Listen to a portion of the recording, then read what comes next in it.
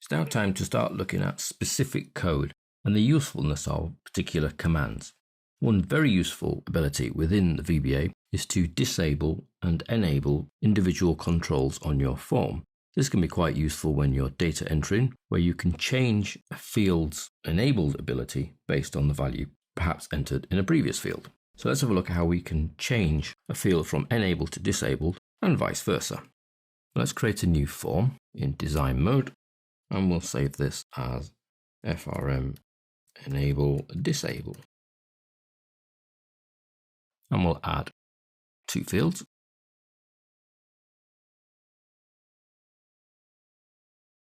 And let's call that one field 1, field 2. Let's add a button to do the disabling and enabling. And we'll call that command enable disable. Okay, what we'd like to happen then is when we click this button, for it to enable this field or disable this field, we have our button selected, we go to event, and we'd like an on-click event. 3 little dots takes us into the correct code module, which is the FRM enable disable, and it's created as our little subroutine, command enable disable. Now the action we'd like to carry out is field 1 dot enabled. Notice it's in the list of properties, and then equals, and you'll see we've even got a list there of the possible choices, which is just true or false. So enabled equals false.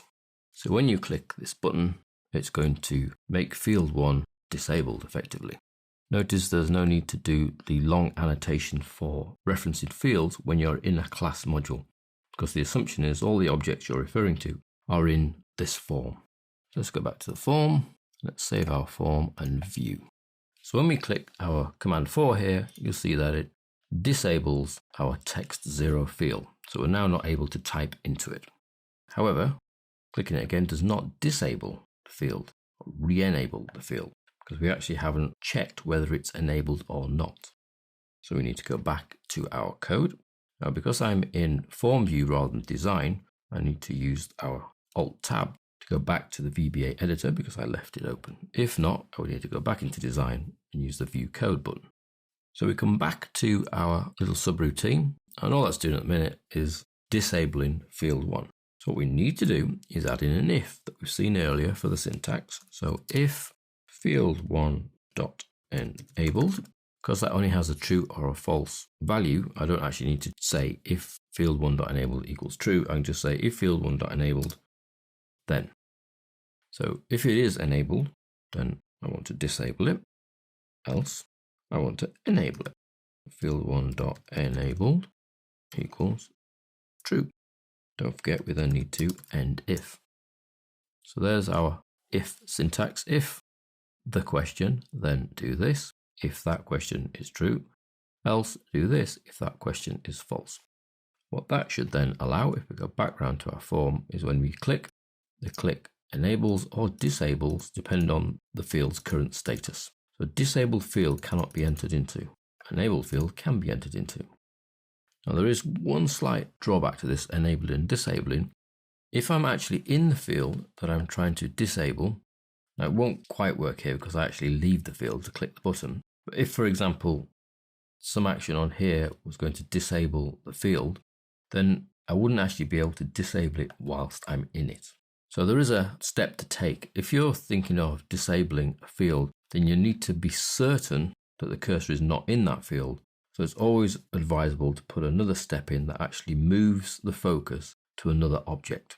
So if we go back around to our editor, if it's enabled, we're going to make it disabled. There should be a step before there that moves the cursor to another field. So I'm actually going to move the focus to the button that I'm going to click. So it takes the focus off the field, therefore it can disable it. So that button is actually called command enable disable dot set. And you can see there it's an option. So a method there for our control of set focus. So tab through that, no parameters required, and that's what will occur. Back to our form. And when we now click that, as well as disabling that field, it sets the focus on the button that we're clicking. but clicking the button sets the focus on it anyway.